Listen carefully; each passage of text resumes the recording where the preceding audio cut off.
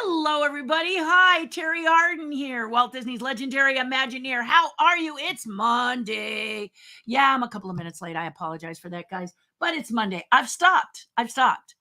Monday is a tiger by the tail. I just hang on. Any plans I make, anything I think I'm going to do, I'm going to figure it out. I'm going to beat this Monday. Monday just always wins. So Uncle, you are amazingly tough Monday.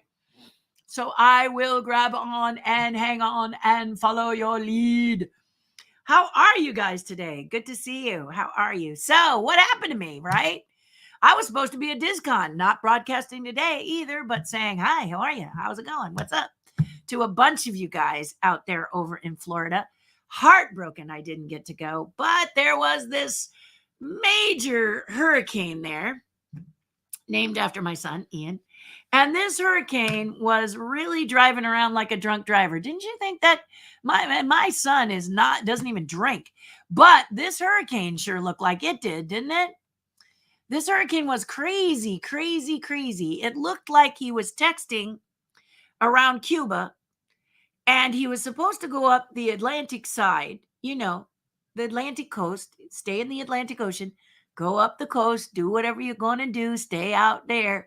But he was texting and he veered too close. So he ended up coming in on the Gulf of Mexico, which meant that two areas at the Gulf of Mexico, Tampa, and was it Sausalito? Both of them. I think it's Sausalito. Anyway, if I'm saying it wrong, please correct me. You guys are so good at this. I got to tell you, wow, that hurricane ripping across the middle like he suddenly woke up and said, oops, I'm on the wrong road.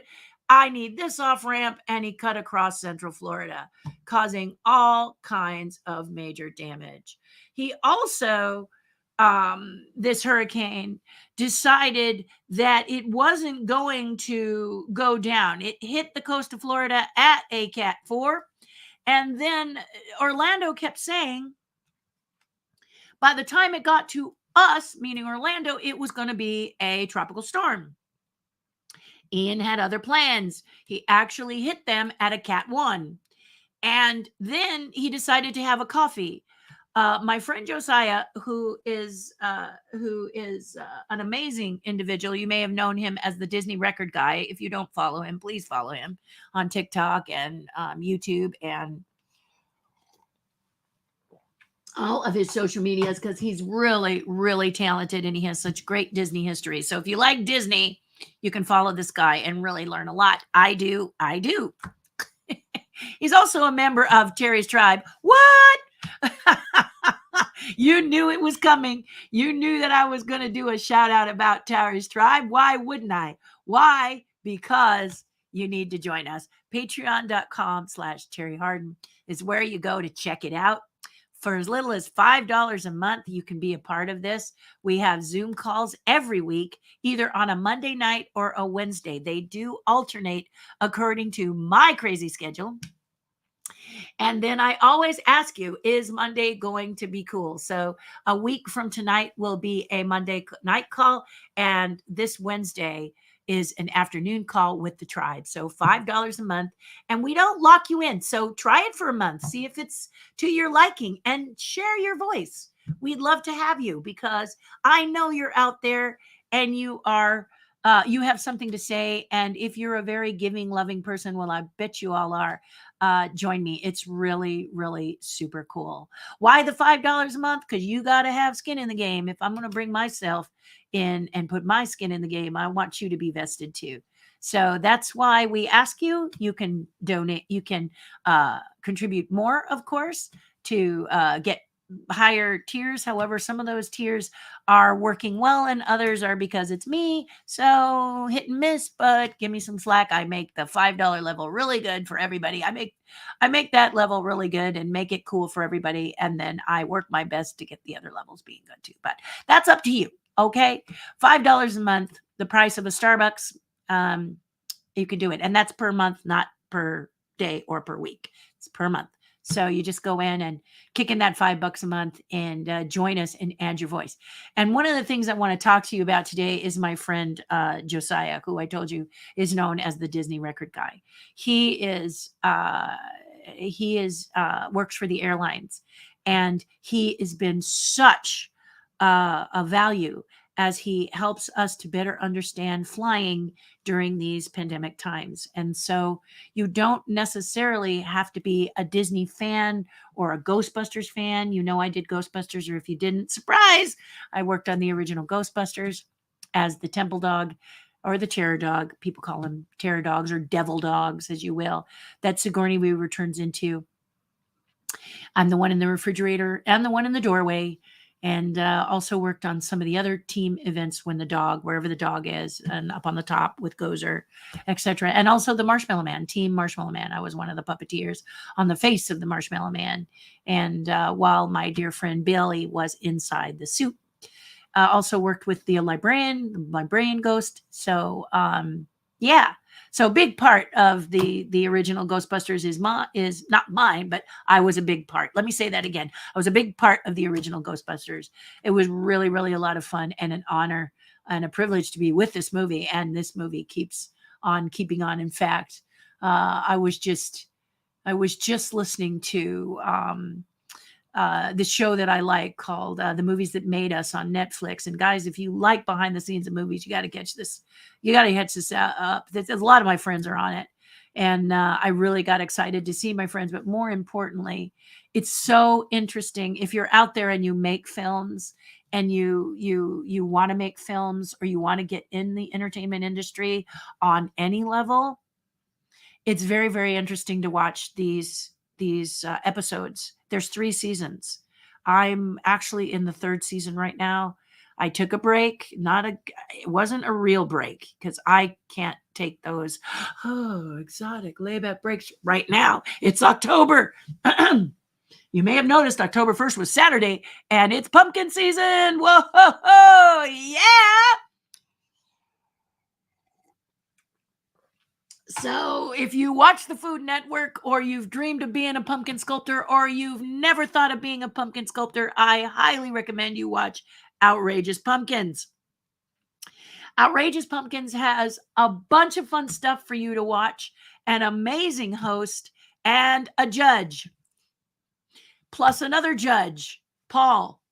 And Paul has a great website called, is it a website? I think it's a website, carversandcreators.com. I think it's a website. If it's not a website, it's on YouTube, Carvers and Creators. And every week he does a live carving with him and his buddies and a guest artist. So I did an apple, because I didn't have pumpkins here yet, on his 100th podcast. It's a great podcast, guys. You got to check it out. And Paul is a judge, so you get to kind of see his thinking, you get to see his talents, and he talks about the tools they use and sometimes the techniques. So if you've always wanted to try this, every Thursday through the year, you can follow along, and he talks to you about what you carve when pumpkins aren't in season. So that's awesome. Sunny Anderson is an icon with the Food Network. She is, like her name, sunny, sparkly, wonderful. And if you saw the show last night, you can see how the screen just lights up with this lady. She is really something. And it was great to be at the judges table with her, because she really spices it up. And we've got great contestants this year. If you haven't met the 7, you're going to look at them and say, how do they choose? It is never easy, because they are super, super talented. And you look at those time clocks. Let me remind you, if you've not seen Outrageous Pumpkins, the Outrageous Pumpkin time clocks are real. 6 hours does not mean a day. 6 hours means 6 hours. 2 hours means 2 hours. So all of those contestants are actually sculpting in the time allotted. As you hear Sunny make those calls are authentic and real. I cannot speak for other shows, but I can speak for this one. I have been a judge with Outrageous Pumpkins all 3 seasons and earlier versions of it, all the way back to 2005. So it's been an honor and a privilege to be with a show that has such integrity, such strength, and such power. And I take this job very, very seriously. So on the Ask Me Anything, you are welcome to ask me questions about this show. You can scoop in a question in if you want. I'll take the Patreon off because you might think I'm trying to overkill. You can find me on Instagram. I will be uploading photos on that. You can check my website. You can, whatever you feel like doing, know that I'm with you and eager to hear what you have to say if you want to say it here on the comments. Okay. But yeah, the show is amazing. And last night, it just goes by so fast. But one of the things I like about this season that I didn't notice about other seasons, and maybe it's just me not noticing it, is that they kind of are featuring a little bit on the tools this year. And I really love that. I love that the contestants last night, Adam talked about some of the tools that he used as he was working. Because, like I said, he only has so much time. So he can't sit and say, well, this tool's, can't sit and say, this tool is amazing, which it is, by the way. But it's great. It's fantastic. It's wonderful. It's really, really cool. And I hope that you take a look. So when is it? Outrageous Pumpkins each season. The season premiere was Sunday. If you are here in California, you can see it I can speak only for what we see here right now. You can see it at 7 and at 10. So it replays at 10 on the Food Network.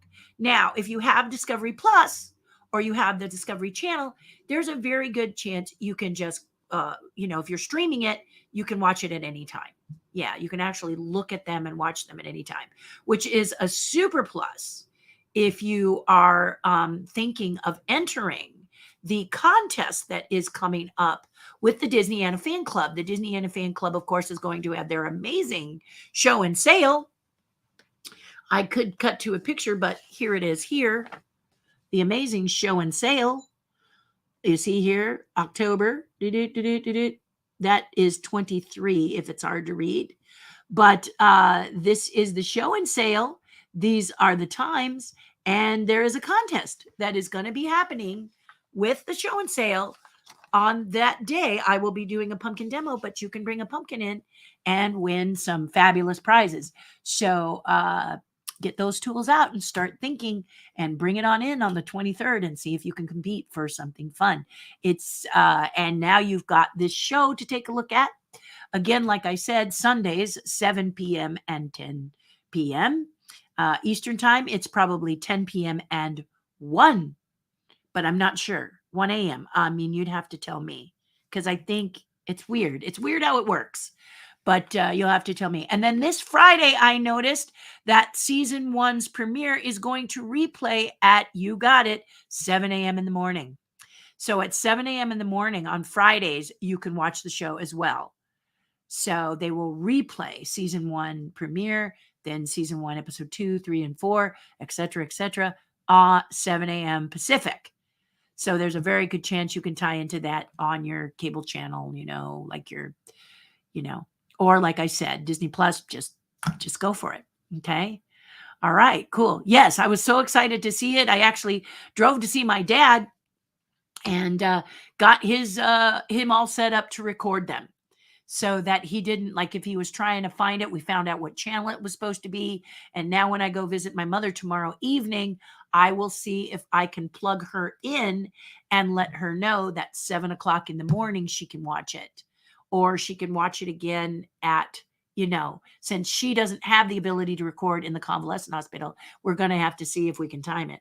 But maybe 7 p.m. on Sunday. I actually got with her social worker at the convalescent hospital and sent them a schedule so that they could post it on the on her board and urge the nurses to get her the thing. The other thing I'm going to add to it is what channel it's on so that they don't even have to think. They come in, hit the remote, hit the channel, set it up for her in the evening.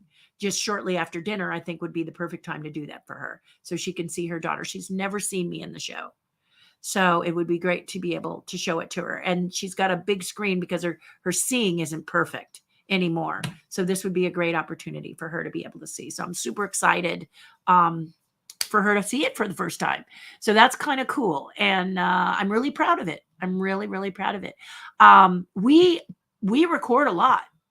And this time, man, they were just, we we didn't say much. I was like, whoa, but you get the gist of it. Don't you? Let me know in the comments if you think you get the gist of it, because we don't really need to be yapping a lot. And because you guys know me and know this channel, you can always come and ask me things that maybe aren't clear, or, you can start to ask me, what was the criteria that made you choose this one? I liked this one. For example, if you watch the first season, you can say, hey, I like this one. What made you like that one? We are there live. So on the TV, I'm noticing there's a lot of forgiveness on the television, at least my television. If you've got one of those supercalifragilistic televisions that I saw the other day at Best Buy, oh my goodness, I was getting motion sickness with these new TVs. Oh my goodness gracious. And they're not so expensive anymore. We took a look just for fun, and they really have optimized a couple of things. I could not get over how we can have a larger TV set in the same space where our other one is, even though we can't go any wider. They've really done some amazing things with the television. So I'm kind of like, whoa, I'm just like, wow. I'm blown away by him. And he said there was like you guys may know this. I don't know technology as well as so many of you. I mean, I create things out of thin air. I paint and I sculpt and that sort of thing. Perform well, hopefully. But I gotta tell you, he turned off. There is a thing that actually puts you in the TV, sort of, and I get severe motion sickness. So everything looked like a video game. I was watching they had the new preview of the Spider-Man movie. It was like IMAX, and I can't do IMAX. I get motion sick. So he said you can turn that off if it's not to your taste. And what I like about that is that if you can turn it on and off, my husband could watch something in IMAX, which he can't go to because he likes to have me with him. And he could watch it in IMAX. And then when I come home, he can turn that IMAX feature or whatever it's called off. And I can watch it without getting sick to my stomach.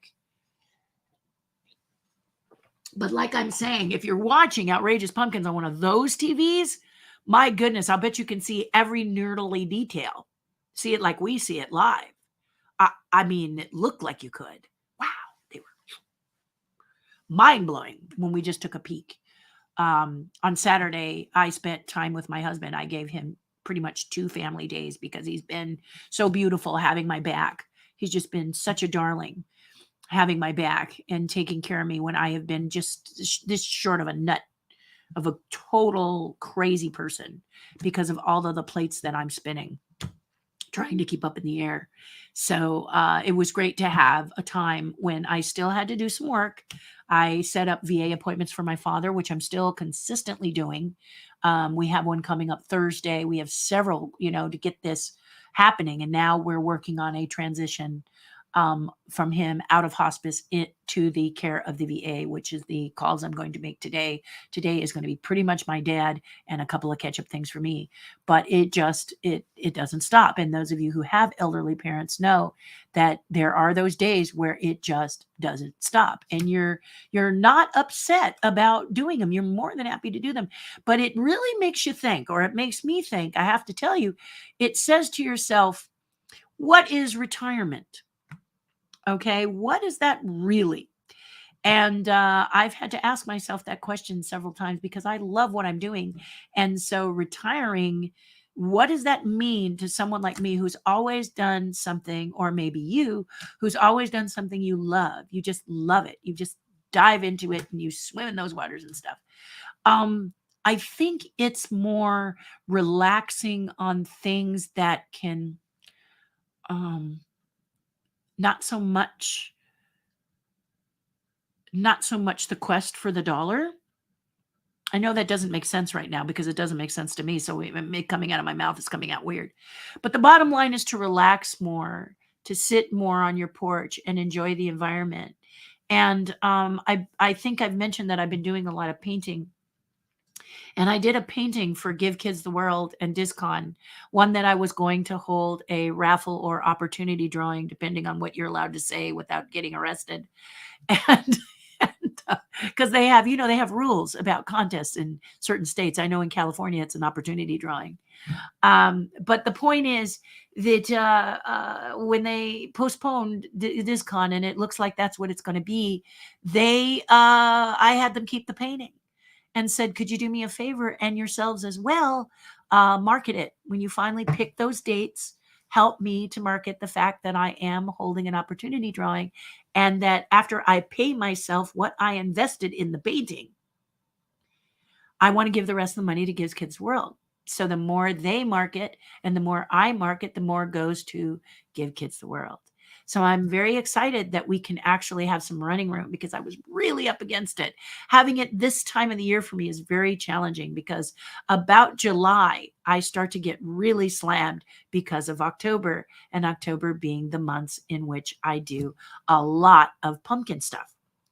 Yeah, from not necessarily commissions. I have 2 or 3 commissions that I do for people, but they're pricey. Let me say that again, because pricey is the wrong word. And I'm learning a lot about using the right words with the VA and with the hospice people. They are an investment. Okay. And so a lot of times it's so much easier for me to say, go get my DVD and grab a thing of tools and go for it. And if you don't like that one, put a light in it and see if you like it. And if you still don't like it, it rots. And so you go do another one and do another one, just like me and my paintings. I do another and another and another and another whenever I can. And I'm doing it in between things that I need to do, namely the Rolly Crump chess set. So this week, I'm hoping within the cracks of everything that I have to do, that I can get tools of clay and maybe get one more piece ready for the Disneyana convention. So I'm really praying that I can do that. And I have a lot to do. A lot to do. October is a mega month for me. So we'll see. It's going to be fun. I'm demoing in Irvine. You may have heard of the Irvine Park Railroad. It is a fantastic place to get pumpkins to ride a super cool train, beautiful food to eat, lots of fun things to do there. I was so impressed with the place, and you can get awful close to beautiful nature like a stunning peacock. Wow, did I get some great pictures of that last year. So he's invited me back, and me and my team are going to be there demoing on October 15th. One day and one day only, but October 15th. Come out there, learn about the classes, learn about the tools, learn about the techniques, learn about some of the stuff that is happening. If you own an organization and you would like me to come and speak to you or teach to you or whatever, this is a place you can talk to me live while my students sculpt. I'll be doing some sculpting, but my students do most of the sculpt. I have 3 amazing alumni students. I have amazing students, but the booth is only so big. So they come out to demo their abilities and their talents, and they're amazing. They're amazing. That way you can talk to them. They've taken my class. They can talk to you about how that is to train with me, how it is to look at my DVD or whatever. Really super cool. This is all in Outrageous Pumpkins Land. Okay. So you watch Outrageous Pumpkin Land and you learn about some of those tools that those amazing sculptors love to have. I love to use. Like you heard, like if you haven't watched it, Adam talks about linoleum cutters, which is something I haven't used, but you can bet I'm gonna. So I even learned something on the show. That's why I love being a judge. Is it's a great show. It's a great group of people, and the contestants are all fabulous. You're gonna love them. And guys, do yourself a favor and take a look at their Instagram pages, at their Facebook pages if they have them. Many of them are young, and I'm noticing that not a lot of super young people, or at least that's what they tell me. So I'm not buying into this, but they say most of them are on Instagram or TikTok. But look for these guys. These guys are extremely talented, and they just didn't, pop up Like Tater didn't just appear out of the tater patch and we found him. Tater has been an amazing carver for a very long time, as has Adam, as has some of the others that you've seen up there. They carve some beautiful stuff, and if you haven't seen it, check it out and listen to what they have to say about their tools. You're gonna really enjoy it. You can also go to the Food Channel, and I know on the Food Channel they're showing other seasons of Outrageous Pumpkins. And then if you subscribe to Discovery Plus, slipped Discovery Plus, if you just subscribe to Discovery Plus, I think it's like $4.99 or something. You can do it for like maybe a month and watch, check out the other seasons. Season 2, I believe it was season 2. There was a guy who used mostly power tools. Like that was his thing, carving pumpkins. And I never do a power tool, but he made me rethink power tools when we were judging that season. So season 2, you might want to check out him and his power tool carving. Pretty flippin' impressive. So all of them are impressive. All the contestants every year are fabulous. Let's go over and hear what you have to say. I think I have gone through my checklist of things I wanted to sort of share with you. And like, for example, add your voice to the Patreon page. We have a Facebook page. We have a Zoom call. We have all kinds of wonderful things. And your voice needs to be heard. This is a place where you can share your innermost thoughts. You can share your expertise, no matter what it is. My dear friend Darren was a music teacher. He knows music very well. And he educates us on music and what the misnomers are, what we think and what is real. Right? They just had this amazing Lego convention over the weekend that I could have gone to had I known I wasn't going to Discord. I could have zipped up and looked at the Lego convention, which I didn't even know there were Lego conventions. I don't know why I didn't think there were Lego conventions. It seems like something that's a no-brainer.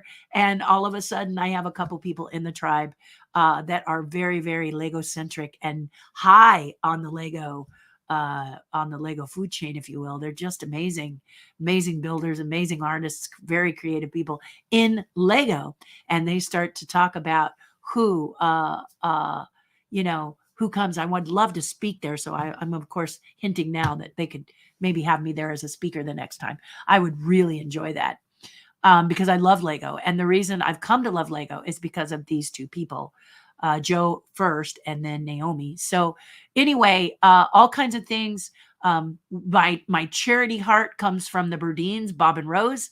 They have sponsored, often headed, chaired many charities in their past and helped me to understand the many levels of being part of a charity, not just giving money. So it's really a great place to be. The Terry's Tribe Patreon page. Go check it out and check it out for months. See if you like it. If it's not for you, just, like the hokey pokey. Put your right foot in for a little bit. You don't like it, take the right foot out. It's okay. We're fine. We love it. We hope you will too. Okay? All righty. Let's hear what y'all have to say. I've yapped long enough, chitter-chattered a lot. But I'm so excited because, well, for one thing, I got a bit of rest. And for another, I saw some amazing things. Over the weekend, I got to see Maverick. I got to see Top Gun Maverick. Wow, what a great movie. I liked it better than the original. I always thought the original was kind of bubblegum. Okay, kind of smarmy and bubblegum. It just didn't really do anything for me except for the flying. It's like I love that maneuver in the original where they do this, top to top. Someone's actually flying that way back in those days. And these days they were too. For Maverick, they did the same. They were flying. They weren't doing a lot of CG stuff. They did some, but a lot of it was real flying. That was very important to them. And I finally got to see it. And man, what a great movie. What a lovely movie. I was concerned about Val, the Iceman, because he's been very ill. He's been really struggling with his health. And I had seen a documentary with him and I just kept watching him struggle and struggle. And I kept saying, how are they going to put him in the movie? How are they going to make him look, put him in the movie and help him to look, play this character, and they really did it with love and kindness and sweetness. It is my favorite scenes are with the Iceman. I think it is just brilliant how it was handled. The whole movie is lovely. The whole movie is just wonderful and so much better than the original. I mean, how many times do you see a sequel and it's better than the original? So much better, not so bubblegum. And we have to give the original Top Gun a break because during the time it was made, that kind of bubblegummy thing was a style. And I remember thinking, I mean, I played the soundtrack until it snapped in my cassette player. So if you don't know what a cassette is, Google it. But the point is that it just, I would play it and play it and play it and play it and play it because I love the soundtrack. So thought the soundtrack was brilliant, loved the movie. So now I'm looking at it. It's a bit too bubblegum for me, but the new one is just off the chain. I had to ask my husband because my husband has actually flown in some of these planes. I have no desire to fly in these planes at all. I don't even like a fast car. Yeah, no. Speed is not my jam. So, but when I'm watching it, I was like, how is this work? My husband had to explain to me how the simulation was working because they're really flying in the planes. So how does that work? Man, it's just such a great movie. It's just really beautiful. And if more people who are making films would look at that movie and the movies that made of and look at the behind the scenes and hear how hard it is for you to make something you believe in, how hard you have to work, right down to like the movie called Elf. You just, when you watch Elf, you go, huh, I didn't want to because it has Will Ferrell, not a Will Ferrell fan. But that movie is really super cute and charming. And I cannot believe I'm saying that because I'm not a Will Ferrell fan. But even this movie got to me. But when you start to hear about the challenges they had to make it, what they had to do, what they fought for, and what eventually happened, you as a filmmaker will gain inspiration and confidence that you'll fight the good fight. You won't give up. Dirty Dancing, another one of my favorite films that I must have watched 50 million times. Seriously, guys. The cassette tape had just the laser disc, everything like broke because I love this movie. There's nothing like Patrick Swayze in Bolero pants dancing the way that guy does. And that guy can really dance. And she was as cute, charming, and real as they come. Just amazing. And in these movies that made us, they talk about what the challenge was to get this stuff made. And if you're running into filmmaking challenges and you're thinking, doggone it, they don't like me. Why don't they like me? It's not you. It's not you. It's what is in it for them. And so these things that I'm telling you about are a way for you to feel inspired. Top Gun Maverick loved the original movie so much and cared about the fans who watched the movie so much that it took a long time for them to make a film that you all would love. You big fans out there who were just champing at the bit for a sequel. And yeah, it's so lovely. I will tell you, even though the original film feels bubblegum to me, it's so wonderful to look at Tom Cruise, the baby, and how he acts as a baby. I mean, he's barely in to his features at this point, and now he's older, he's wiser, he's just the acting is really yummy on everybody's part. I found it I could invest in every single character quickly. And then in the original, you've got Tim Robbins, who now, big star, but back then he barely gets airtime. He doesn't even have a line. You have to look for him. And I'm talking Shawshank Redemption Tim Robbins, who I loved in that movie. And now when you go back, you see his name and you're like, where is he? And you see maybe sometimes it's like this part of his face, he doesn't even get his eyes in. So you're going to love this if you're an actor struggling to get in the business, a writer struggling to get your thing written, a producer trying to get your thing produced, all of the above. a filmmaker struggling.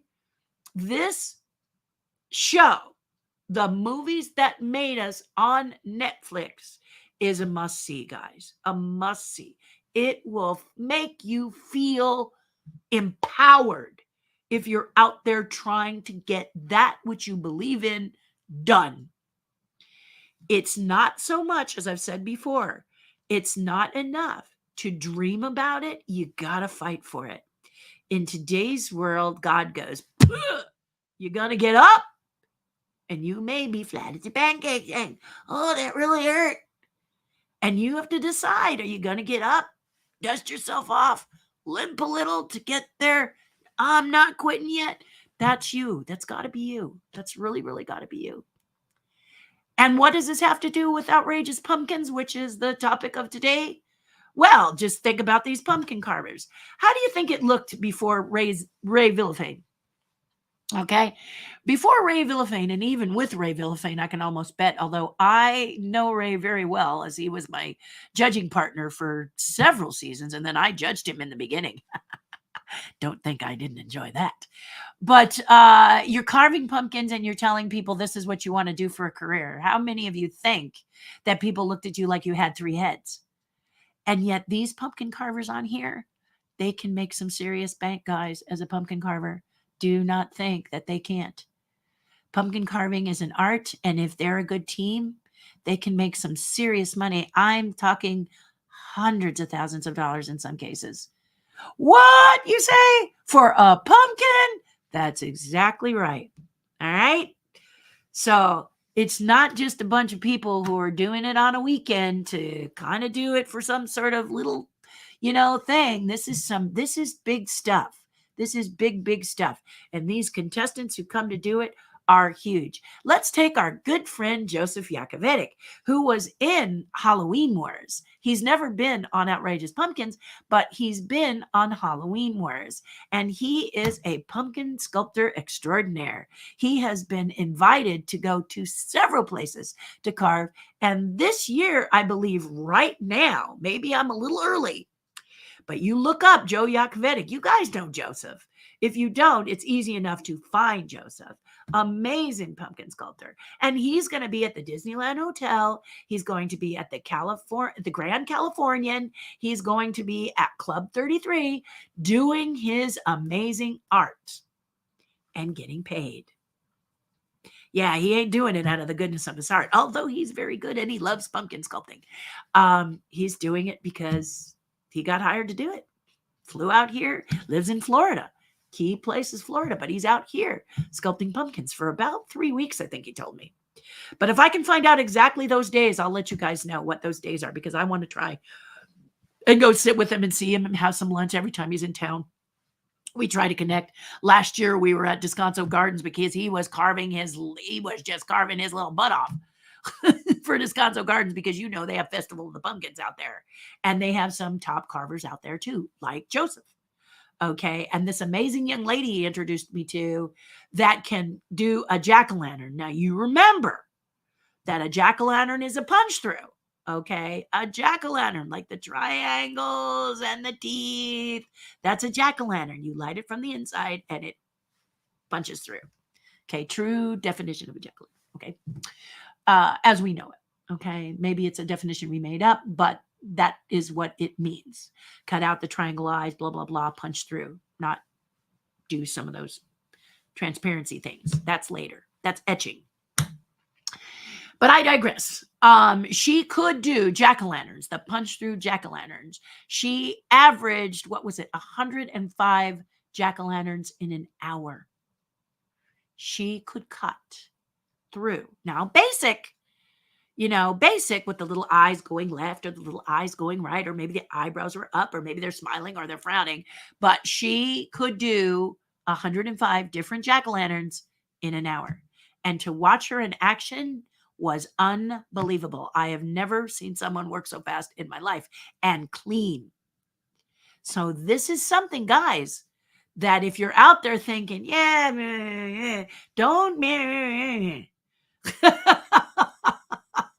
don't poo-poo other people's art, because you just don't know what you don't know. Okay. This could be some serious This can be some serious cash if you do it well. Yeah, baby. In fact, you can go and get a job right now down at Descanso Gardens. They love to have a lot of people, and they don't have Joe this year. Joseph is doing the Disney rounds, so it's super exciting. And you can go and you can talk to Joe, and he'll talk to you about the tools. He's really lovely. So if you've not met him, find out when he's going to be there. I will do that too. I will actually reach out to him, and we'll see if we can find out. Okay. Yeah. So there you go. Let's see what you have to say. I keep saying that, don't I? And then I just keep talking, don't I? Well, that's me. That's why most people text me. They've got stuff to do. Okay. What a difference a day makes, and the sun will come out tomorrow. Absolutely. Right. Right. Yes. Yes. I have not seen some of the new Disney Plus things that have dropped, but I did see Love and Thunder, and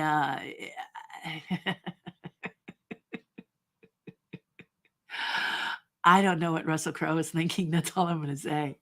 Oh, dear Lord. Oh, my Lord.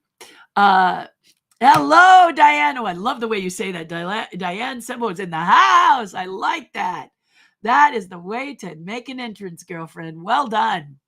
Hi, Terry. Afraid I missed Outrageous Pumpkins last night, but it was on at the same time as the premiere of the new Interview with the Vampire series, which is really good. Oh, you like it? Yeah, I wasn't sure if I was going to I'm a big Anne Rice fan. I have 3 of the books, first editions.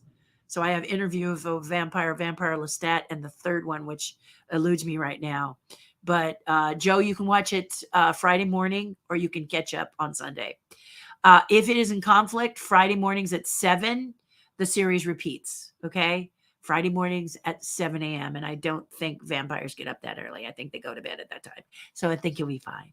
But I will probably check out that premiere. I have AMC Plus. So I will see, I will take a look at it and see. It is one of my favorite things, but you liked it, eh? That's good. At first I thought that, no, I'm not going to say that right now. I'm looking forward to checking it out because I love vampires. I'm getting a little tired of vampires being a little too soft.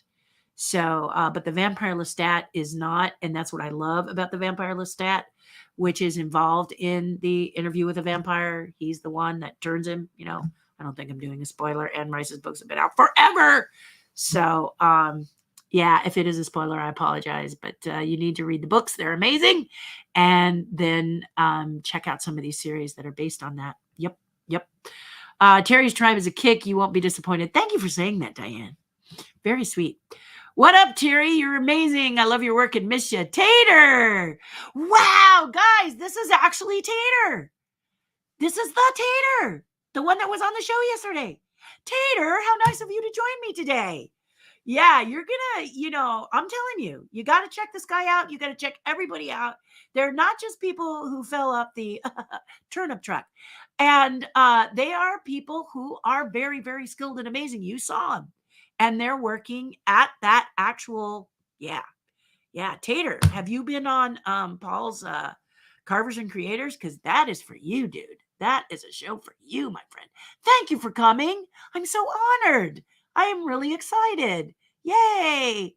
Tater's in the house. Hi, Diane. I love the Netflix show, The Movies That Made Us, 3 Seasons of Joy. Unbelievable. I'm someone who really wants to know, how did they do everything? With computer generating now, I'm not as interested. I love the practical because it takes really, for Ghostbusters, I worked on this movie, okay? And all of it was practical effects. There wasn't a lot of CG. When they did the CG, it didn't look very good. Like you can see the dogs running when they attack the gatekeeper. And they seem like a funny color, but that was the precipice that was just breaking in to computer graphics. So, and computer generated images and making things move in the computer. So they were doing the best they could back then. But when those books slide across behind them when they're in the library, That's fantastic. And the cards coming out in Ghostbusters is a guy like a straw with a straw. That's a pretty heavy duty straw to get those cards to come out as consistently as they did.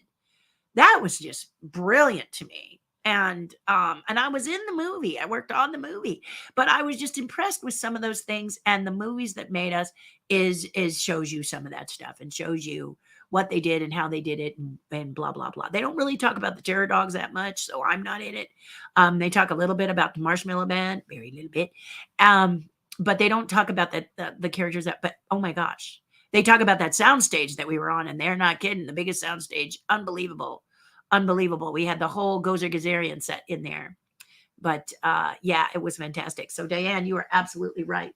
That is by far, and it's inspiring to those of you who want to be in the entertainment industry in one shape or another. It's just, oh, it's just fantastic. You just got to watch them all. Watch them all. Even if it's a movie you don't think you're going to like very much, like me and Elf. I'm good with Elf.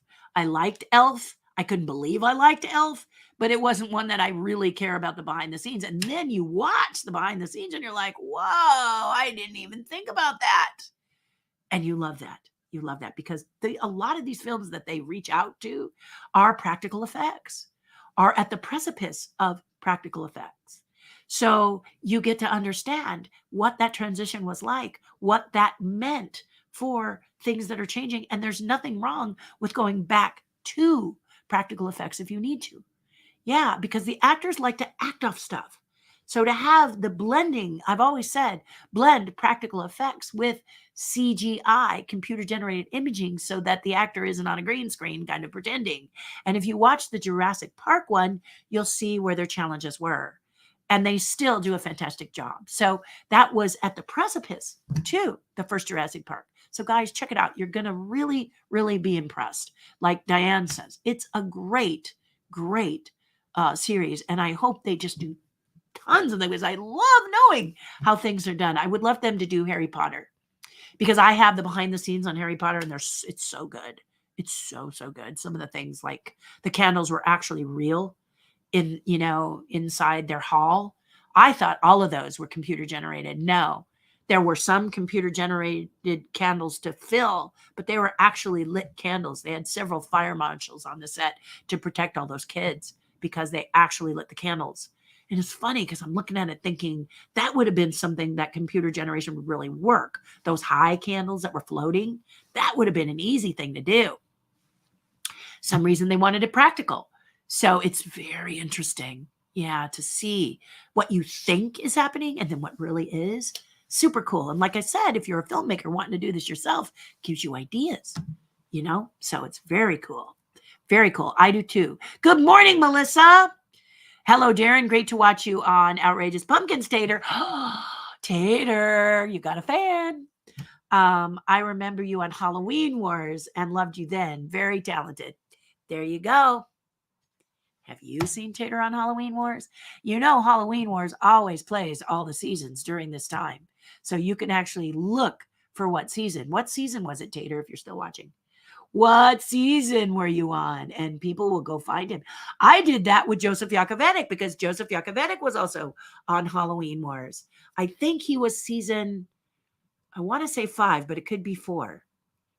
But I'll find that out too. Yeah, Joseph Yakovetic. Amazing. Like Tater. Amazing. Tater's amazing. Adam's amazing. They're all not an easy, they did not make it easy, did you, Tater? You guys did not make it easy to choose. So it's you're all just spectacular and continue to be. So, yep.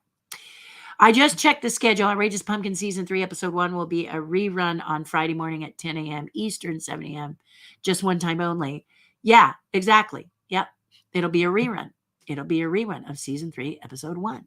Yeah. And then the next Friday, Episode 2. The next Friday, Episode 3. Yep.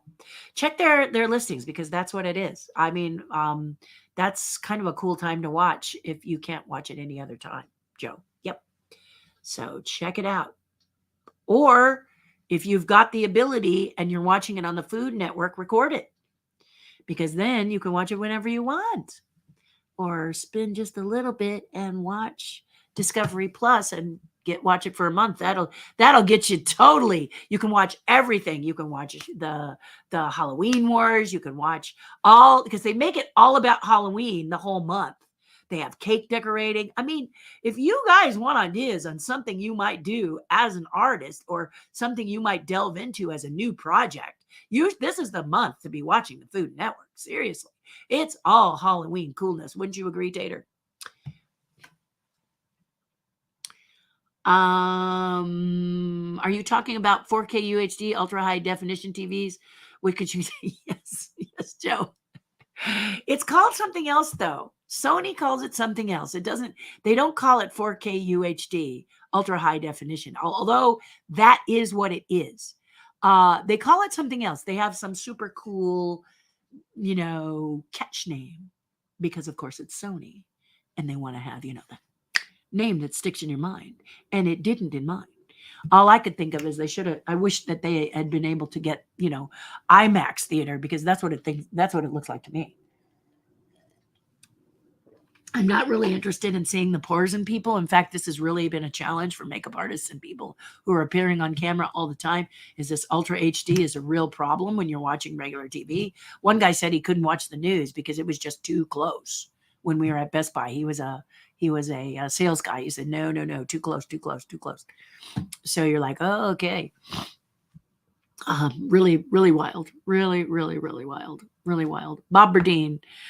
You really like Lincoln, his talent and detailed carving, and the most of the rest are good also. I noticed you were like the guru. They asked you many times your opinion and as opposed to you just voicing your opinion. Well done.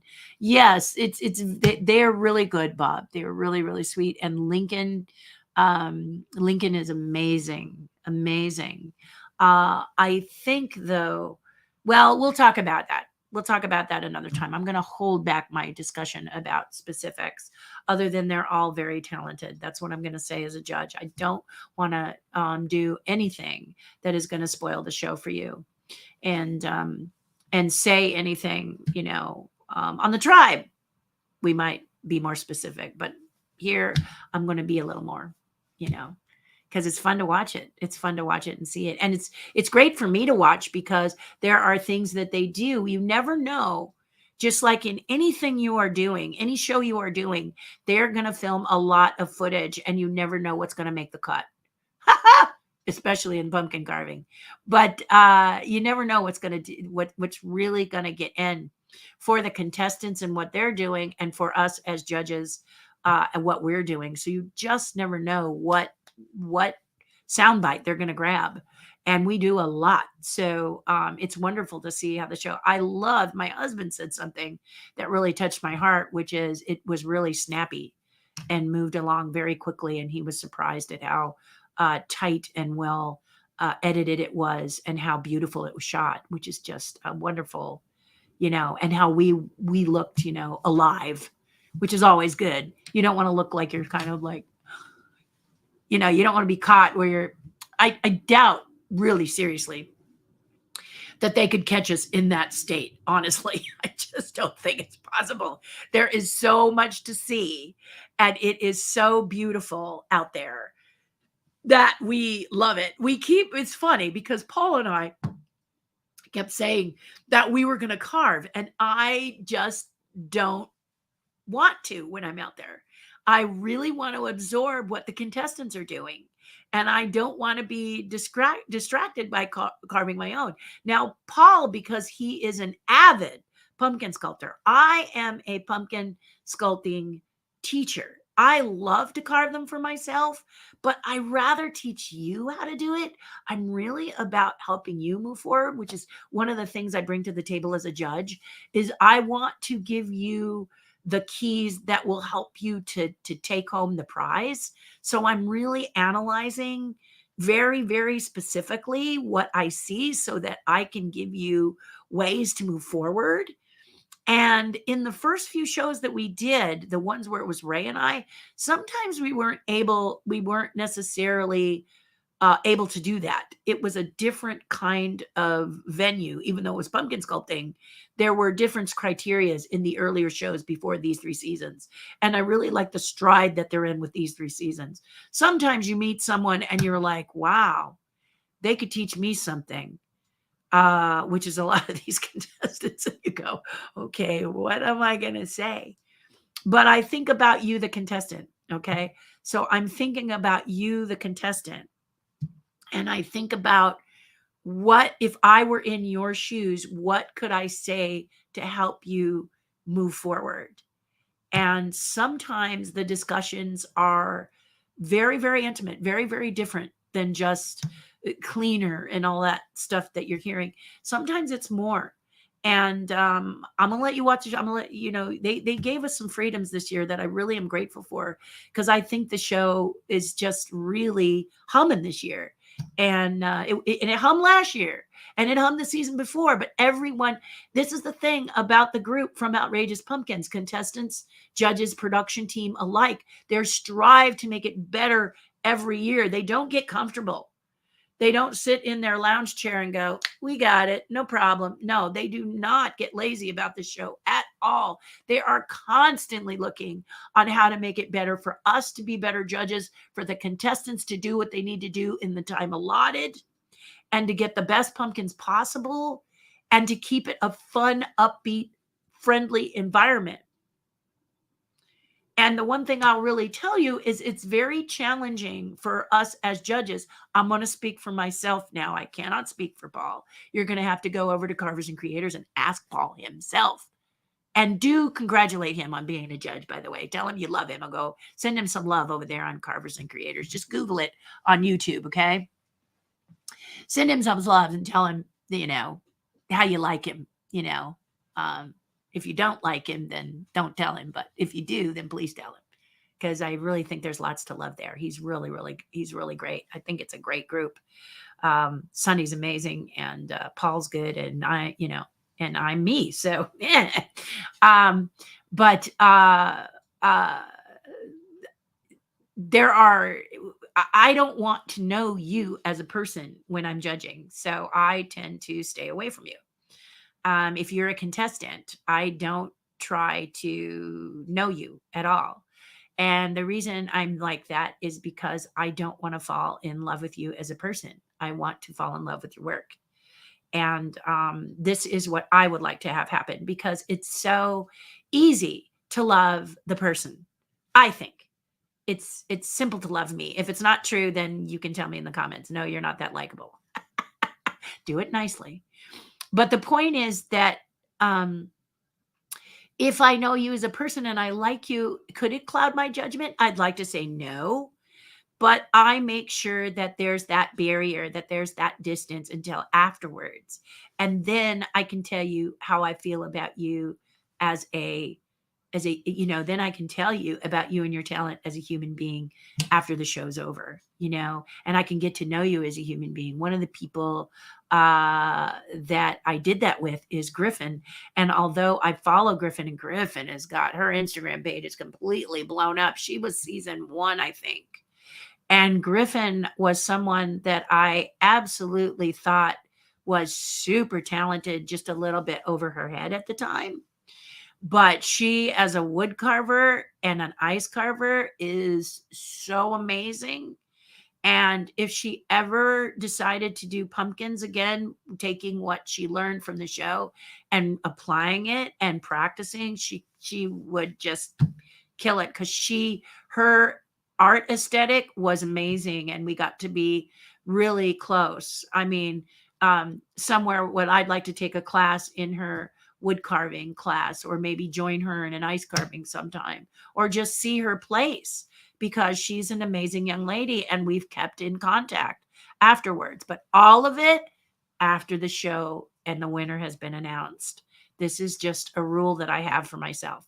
Nobody asks me to do this, okay? It's just what I want to do to give you all this level playing field, okay? That's not always an easy thing for people to do. And I'm, like I said, you can talk to Paul, and you can talk to the other judges who have been at Mark and Ray.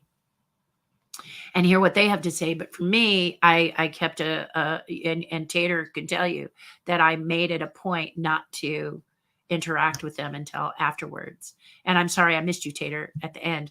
But it's like, at that, whenever someone is eliminated, or it's at the end of the episode or show, and I can chat with you a little bit, then I will chat with you a little bit, but depending on where you are in the show and stuff. And I don't think I'm saying too much.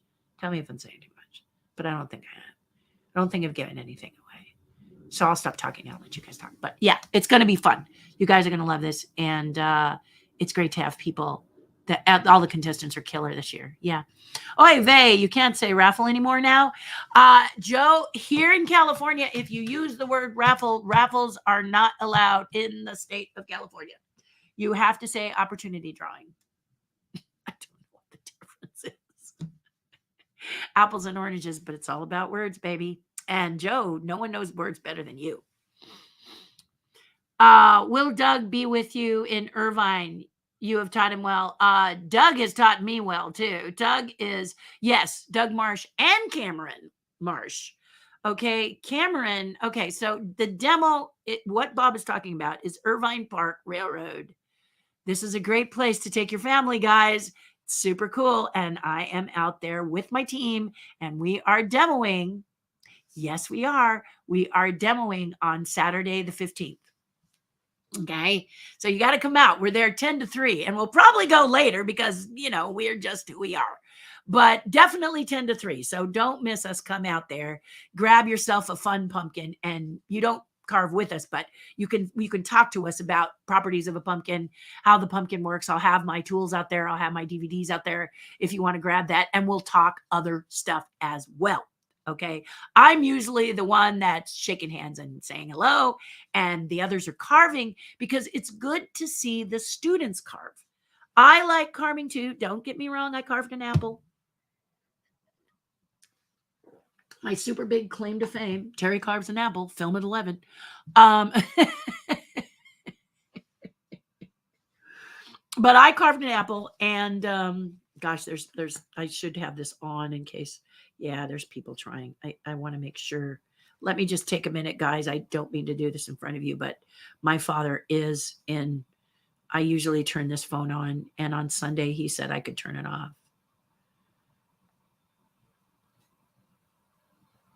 Oh my gosh.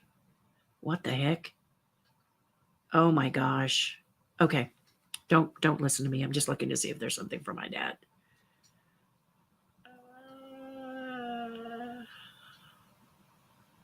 Oh, cool. Oh, cool. Okay. All right. So there was a dad message, but it's something that I can take care of later. So we're good. But I am going to put the ding on again, guys. And that way, if he calls, I can answer it, or his nurses call. You were here one time when the nurse called. Yeah, sometimes they just don't understand I'm broadcasting. But anyway, yes, Doug Marsh will be at Irvine. He is one of my demo artists. I started to talk about his son Cameron, who does tiki style. And so a lot of his pumpkins look like tiki. So if you love tikis, come out and find out how you can make your pumpkin into a tiki from Cameron. Cameron has been sculpting with me since he was, wait for it, guys, 9 years old. And now he is in his 20s. So almost every year carving with me, and has done them for parties, and done well. So you can talk to him about when he was 14, and he made, I think they had to do 4 pumpkins, 2, 4, 6, 8. So he made $800 at 14 years old. Yeah. Pumpkin sculpting is something that, you get connected with people who just don't feel like they want to do it, and they want you to carve it, and they like what you're doing. Yep. That's the way it works.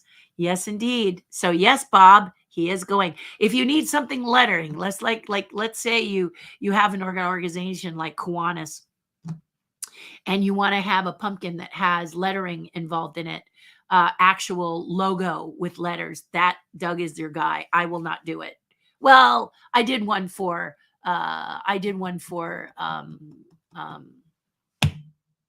I did one for Desperate Housewives in which I did the apple itself. Okay, so I did do that one. But I also did one for the Ellen Show where it was her and her logo. So I have done those and many of those Desperate Housewives, Ellen Show, True Blood. Yeah, I've done those.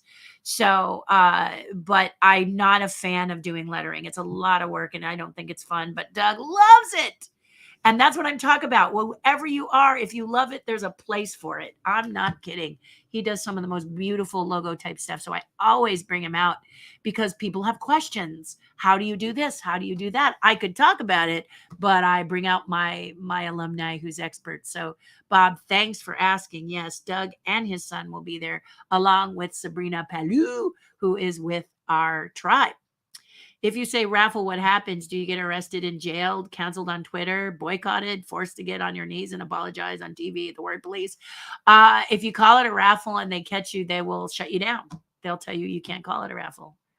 So that's what we've learned is opportunity drawing, a chance to, I don't know why. It's not that big of a deal. You're usually doing it for charity. It's not, what I'm saying? Every time I hold an opportunity drawing, it's for a charity of my choice. So I don't know. It's weird. It's just, I always say, sometimes words are so, it's weird. It's just weird. It's weird. Did you see the comparisons of Top Gun Maverick to Star Wars? Pretty funny and spot on. Oh gosh, I felt the tingling, Leo. It was tingling. Oh my gosh, I was tingling. Why did it not really irritate me when a lot of times this irritates me? I don't know. I gotta tell you, in Maverick, and that would be a question. If I went and saw Maverick and the writers were there, creators were there, I think I would ask. Yours felt like an homage. Why? Why did it not feel like a lift? Why did it not feel like copying? When I've watched so many copy and it makes me insane. But in Maverick, it didn't feel like copying it. It felt like a homage. My whole body, the hairs went up on my arms and gave me goosebumps, Leo. And you know where. Okay, most of you have probably seen this movie, but for those of you who are like me and just saw it a little bit or haven't seen it yet, I'm not going to say specifically, but we all know, oh my gosh, I would love to see the comparison. Do you have a link? I would just love to see somebody else's visual comparison because visuals are always fun. But I felt every single one of them. I couldn't believe. I was telling my husband, ooh, the Star Wars sense is tingling. And I was really going crazy. But for some reason, it didn't bother me. And I have to say, it felt more homage-y. But oh man, don't think, just fly it. Ugh, yes, oof. So right, Leo. Spot on, man. That just, really, goosebumps, hair on end, the whole deal. So how was Florida? Soggy? Never went. Don't know. Never went. Time out. You're not going. Put the brakes on. I have to say, usually when I come back, unpacking lingers a bit. I unpacked my bags so quickly. It was really strange. It was really strange how quickly my bags got unpacked and the house got sort of tidied up. Yeah. And then I, took care of everything that I was going to take care of to put things back where I needed. Thought of the next show I'm going to do. My demo is the next show, maybe. I may have something else coming up, but I kind of prepare show to show to show, like lily pads. In October, I have a lot of speaking engagements. I talk about pumpkin sculpting. Sometimes I'll do a demo. All over Southern California. I leap from lily pad to lily pad to lily pad to lily pad. I would have done an earlier virtual, like I'm teaching a virtual class on the 31st where you can learn via Zoom. But I usually do it earlier, but I've found from you guys that you'd like to carve it and then set it out. So I'm doing that on Halloween Day. More on that later, but it's a very busy month, October for me. And of course, I want to set time aside. Thank goodness they did it on Family Day that I can watch the Outrageous Pumpkin Show. So no, I did not see Florida. However, I did talk to a lot of my friends. Some people had damage to their screen and porch, lost a palm tree. Yay, we didn't lose power in some cases, or boo, we did lose power, or Eek, Gatorland was flooded. Hope the gators stayed inside. This sort of thing. You learned a lot about Florida. And then my husband showed me this photograph of this guy who complained his view was destroyed by the high water, but it was 3 glass paneled viewing doors. I guess he might have been on the beach or something. And the water was like 4 feet high. And all I could think of is, who builds that glass? Because it was the whole room and the inside was dry and this water was up. I think the only thing that would have been cooler is if there had been a gator in there. Like an aquarium. It was really trippy. My husband pulled it up for me and I was looking at that going, whoa, that is some good glass. And apparently a lot of other people say, what is that glass? Because I'm seriously, that's a lot of pressure and it kept the water out. So I don't know what you'd even ask about that picture, what you would even say about that picture to see it. But wow, it was amazing. If I can get my husband to text it to me, I will, and I'll show it to you. But you guys, it was phenomenal. But no, I didn't go, Joe. I wasn't there. I'd be there right now if I was there. I wasn't coming back till tomorrow morning, so I wouldn't be broadcasting. Yeah. So yep, didn't go. Bonnie says, good morning. Just hopped on as you're discussing Top Gun Maverick. Glad you enjoyed it. I'm about to start dishes and listen. You have the week up. Woo, Bonnie. Celebrate good times. Come on. I'll bet you're happy. Yes, I'm excited for you. How lovely. Maverick had me on the edge of my seat the whole time. I loved it. Michelle, it was just an amazing movie. I absolutely know why it's the biggest grossing film of all time right now, because I watched it twice. So I just love it. In fact, I pre-ordered it because I wanted it so bad, and just thought it was great. Will Ferrell is from Irvine. Do you think he'll come and see me and get upset because I told him I'm not a big fan of his acting? I'm not. In Elf, though, made me a believer. I loved him in Elf, and I loved everyone else in Elf. I mean, how many times are you going to see James Caan in a movie called Elf? You're like, what? So yeah, it's so good. It's a good little movie, but really what makes it special is to see the movies that made us and learn about it and then watch it. I think I'm really going to enjoy watching it again, knowing all of the behind the scenes and the struggles that they went through and the pros and cons of what they did and how they wanted to do it, and the effects, which are all practical, very, very clever. Guys, you got to check this out, especially if you're a brand new filmmaker, because a lot of times you don't have the bank to do CGI. Maybe you have the ability, and if you do, yay for you. But if you don't, how are you going to do it on the budget that you have? This is when you pull out the old stuff, or the stuff that seems to be old. It's done differently. Still can get your film done or your special or whatever you're working on. So I love looking at that stuff. Love, love, love, love, love it. I am Will Ferrell fan, says Diane. My granddaughter played travel volleyball with the club, and I think she was about 12 years old when the club saw Will at the airport, and he was gracious, spent time with him. She was thrilled. That's a plus right there. When you find someone that's a celebrity and you walk up and they're kind. Like if you heard Keanu Reeves has been this kind of a guy, he'll be at the airport no matter how urgent he needs to go. He takes time and sits and takes a selfie with you and stuff. So I love when I hear that people are like this, because some actors are too big for their britches and then they're mean, and we must never be mean. It's bad for the brand. It's bad for the brand. You don't want people to think celebrities are all jerks. You always want to be the best self you can be, so that they feel good about it. So good for you, Will Ferrell. I love the movies that made us. I've seen them all. Behind the scenes have always interested me, says Jessica. I would love to work behind the scenes one day. I love creating. It is amazing. And Jessica, there's no reason why you can't get together with your friends. Someone who's a writer, someone who's a creator, someone who does this. You get together and you do what you do best and make something and put it on the internet. I'm not kidding. It's that easy. We did a really fun thing, and we did it for a friend of ours because he was feeling kind of down in the dumps because he didn't appear to be getting work. So we got together with him and we created this little show, which I won't talk about right now specifically. But if you're in the tribe and you want to learn more, just remember show that Terry created. It was a lot of fun. But unfortunately, fortunately or unfortunately for the show, but fortunately for this man, he started to get hired and get work. So the show stopped because mission accomplished. So it's kind of like, what's your mission? What's your goal? And what we've learned that a step in any direction, even if it's the wrong one, creates momentum. Okay, so sitting and saying, I wish, and not doing, doesn't necessarily create the momentum you need in the direction to get what you want. Okay, so even if that step is in the wrong direction, it will create the inertia and the momentum to get you going the right direction. I have so many people that you could actually ask, and they will tell you, Terry is absolutely right, including myself. So think about that yourself.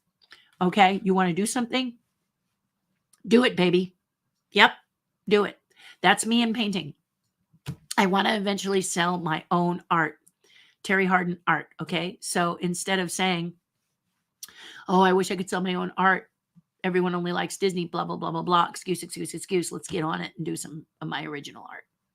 Yeah. Is it going to hit? Is it going to miss?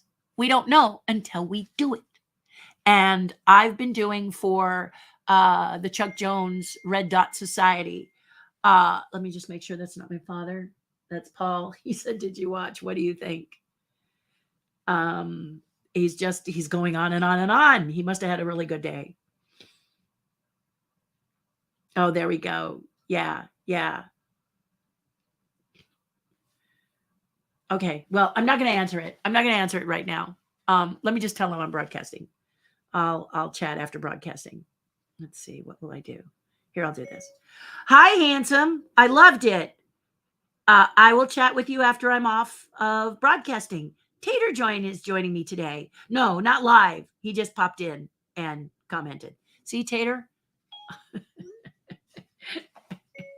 Anyway, we'll do that later. Don't need to do that now. But anyway, that's what I'm talking about. Just any kind of momentum. So I started painting in acrylics. I did a portrait first of myself. And I did a portrait of myself because I was training with the teacher and she said, pick someone to do a portrait of. And I didn't want anyone complaining to me that it didn't look like them. You don't need that pressure, right? You don't want your family to go, well, that's nice, but it doesn't look like me. Yeah, no. Okay. So paint a portrait of yourself because you're going to be kind to yourself, I hope. And then after the portrait, I started this painting over in the corner back here. And you can see there's my example. And then there's the painting that I'm doing. It's a little shadowed, but it is I love to do portraits in Asian type feeling things. And this one is about the maker of samurai swords. I love samurai films and samurais, but I wanted to talk about the person who makes that magnificent sword that has the ability to last over 400 years. So I was doing a study about that person. And I'm in the middle of that. This painting has been so patient. It just sits there and stares at me patiently as I take it off the easel and put on the one I did for Give Kids the World. And then I take that off the easel and I did a commission. Yeah, I actually had a commission. But I started to tell you guys about the Red Dot auction that happens every May-ish with Chuck Jones, and all artists can participate, even if you've never painted before. They want you to submit something if you want to. You donate it. They give you a canvas, you paint it, you donate it. And it raises money for the Center for Creativity, Chuck Jones Center for Creativity. So I've never, ever painted and got a red dot. I sculpt, always get a red dot, but that's my jam. Okay. So I said to myself, if I want to get better, let's just paint and paint and paint. And this last 2 times I've sold my painting. Didn't get a red dot yet, but I sold my painting. So what happens is a red dot means I want to buy that. I love that. Want it now. Don't want to wait. Others will bid in a silent auction type way, 100, 200, blah, blah, blah, blah, blah. And these last 2 years, my paintings have sold for more.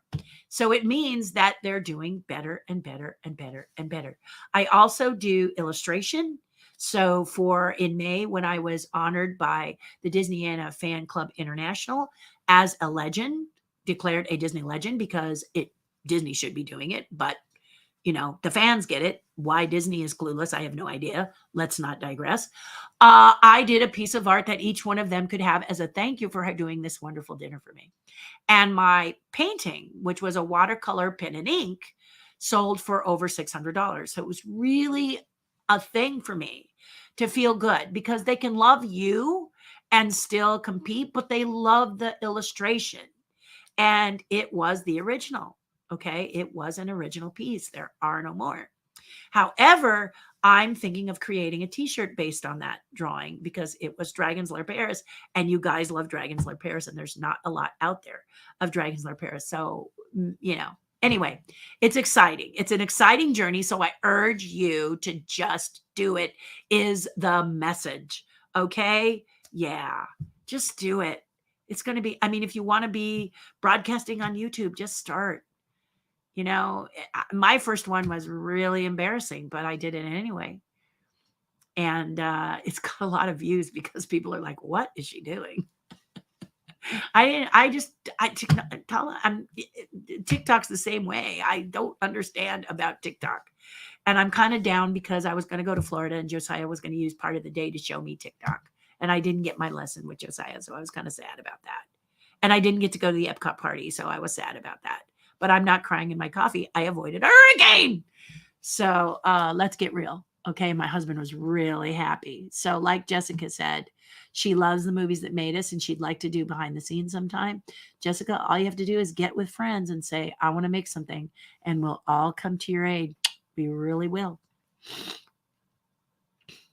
Joe says he carved his butt off. Ooh. So now what does he sit on? Exactly. You're so cute and so literal. Joe Penny, Joe may be DVR. I'm just saying. Yes.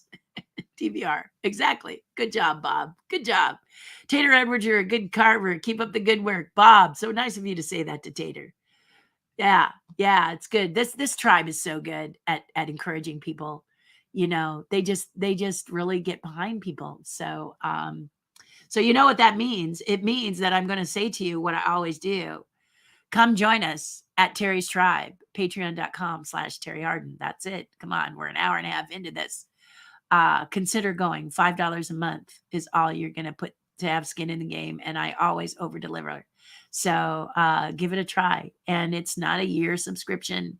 You can go month to month, because I want you to be able to leave if you need, or leave if it's not to your taste. I can't please everybody, and you can't please everybody. So we do what we can, and we do what we do. That's it. There it is. That's how it works. Yes. Indeed. Okay. That is awesome. It's so, you guys are all just so sweet. You are so sweet. I just love it. Okay. So Bob said to Tater, you're a good carver. Keep up the good work. Then Joe said, would need to have a DVR first. Okay. So cute. You guys are adorable. Bob leaves it blank. Not sure what to say there. And then Tater says, thank you, Bob Berdeen. So there you go. And Michelle says, Tater loves seeing your work last night. See? You see how you're starting to really yeah, I'm not even going to say it. I'm just going to, you'll know what I mean. Hello, Linda. How are you? Hello. Sorry, Tater. Not like Tater Tot. Sorry, I misspelled it. He tends to identify with taters a lot. You'll find this about Tater. So, and he's if I can say this about you, Tater, he's really a water off a duck kind of a guy. Very little things rattle this guy. So nice of you to do that, though. Very nice of you to say that, Michelle. I'm sure he was looking more at the compliment, because the compliment was really good. Bob Berdeen. Yes, Bob. I know, hard to believe, but not everybody has the latest technology. It doesn't even need to be the latest. But 7 a.m., catch it 7 a.m. on Friday.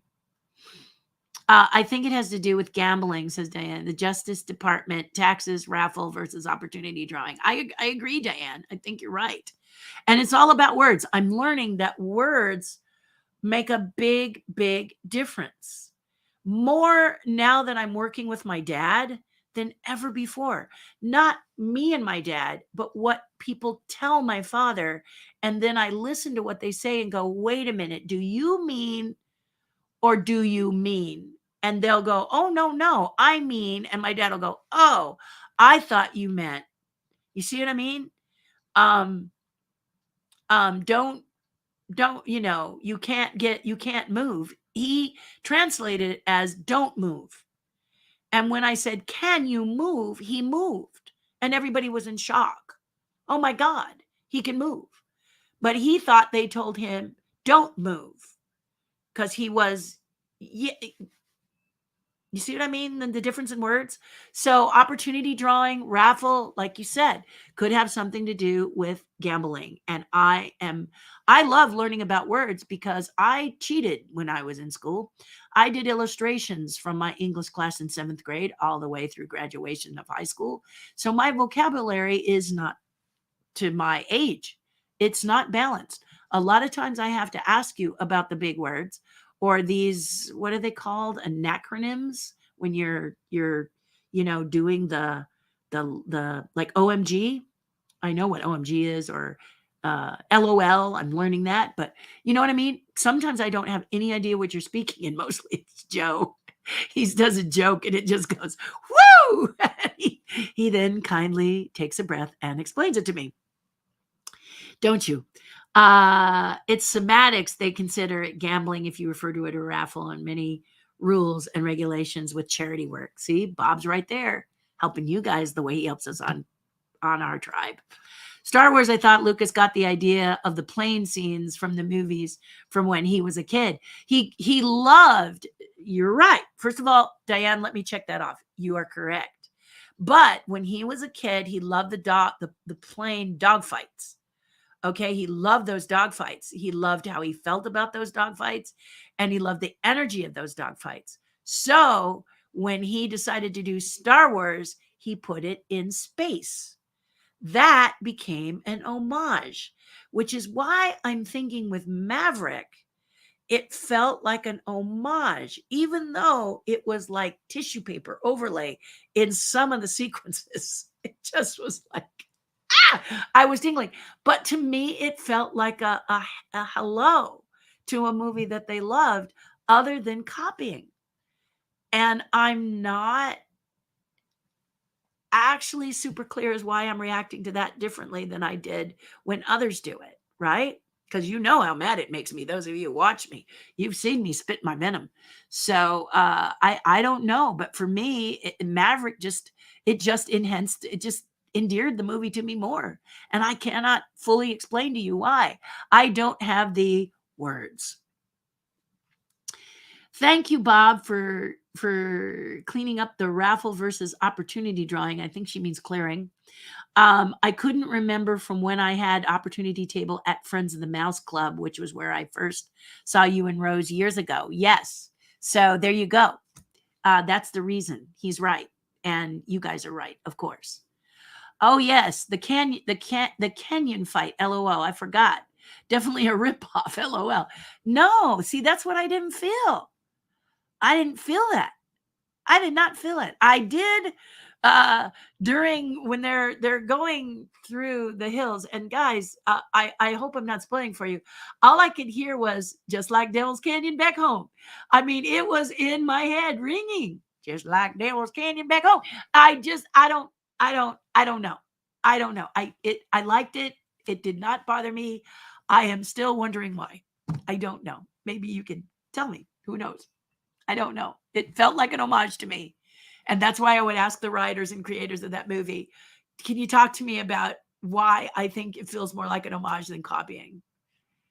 You know, to me, it doesn't feel like copying. It felt like an homage. And I don't know. I don't know. I thought the movie was brilliant. Bob Berdine, by they, I'm guessing you mean the law. I remember when I was a kid in California in the 70s, raffles were fairly common. Is this a California thing? When does this start? Then considered raffle to be gambling. Is this a law? It's really a stupid law, says Joe. It is what it is, right?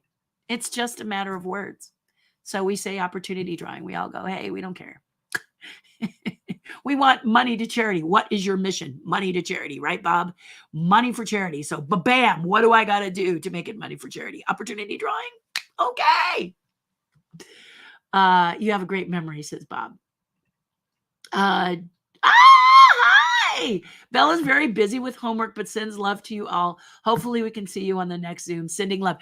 Next Zoom is 11. And please, please come and say hello. I miss you guys over across the pond.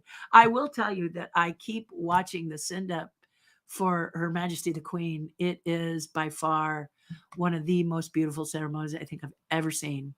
I mean, wow. Just wow. Just the music, everything, just wow.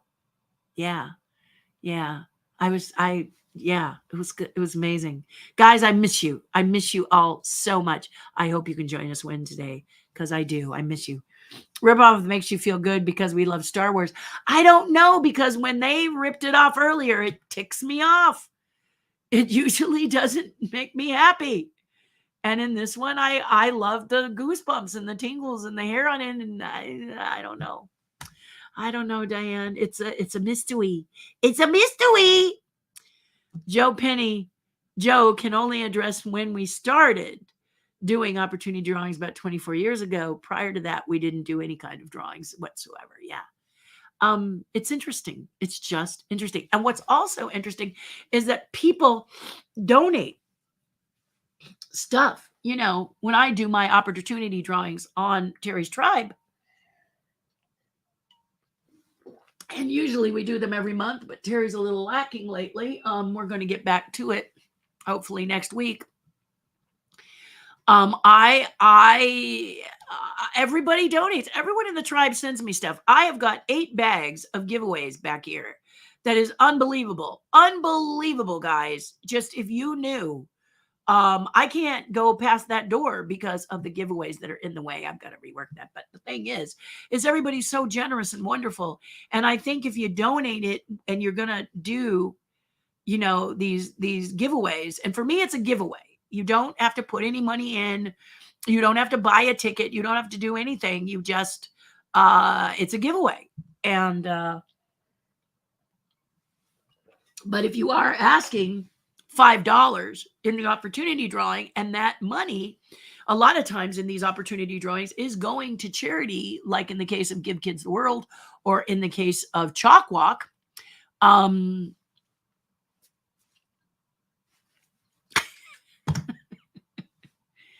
You know, más o menos, I guess is what you'd have to say, right, Bob? Missed you too. Yes, indeed. Maverick felt like a wink wink to Star Wars, made me smile, got goosebumps. I agree, Michelle. That's exactly what it did for me. It was kind of like, you know, it was charming. So charming. And again, my favorite sequence was the ones with ice. I just thought that they took such care of Val. We know what's going on with Val, and we know that he is having health challenges, and they really did so much to help this person be a part of the film. And that love and that caring for this actor it really touched my heart. In fact, the second time I watched it, I watched that scene a couple of times because just watching Maverick and Ice together, you really saw the love between these two characters, and it just makes you, it just gets you every time. It's just beautiful. It's so beautiful, especially if you know how hard that was for Val to do that scene. The fact that everybody rallied around him, including Tom, especially Tom Cruise, of course, and helped him to have just a great, it was special, so special. That that movie is really up there on my list of must-sees. I want to watch it again. I just love it. Right now, you can watch it on Prime for like $5. So I was so grateful to watch it. So blessed to watch it. And I watched it over and over and over. I just like kept watching. Can't stop. Just love it. Just love it. And pre-ordered it. Yep, I did. So I'm with you. Michelle, I think you're onto something there. Top Gun Maverick made you feel like you were in the jets. Also, Top Gun Maverick made you. Yeah, I don't think. Well, IMAX I heard really made you feel like it. I can't watch IMAX. I would have been too sick.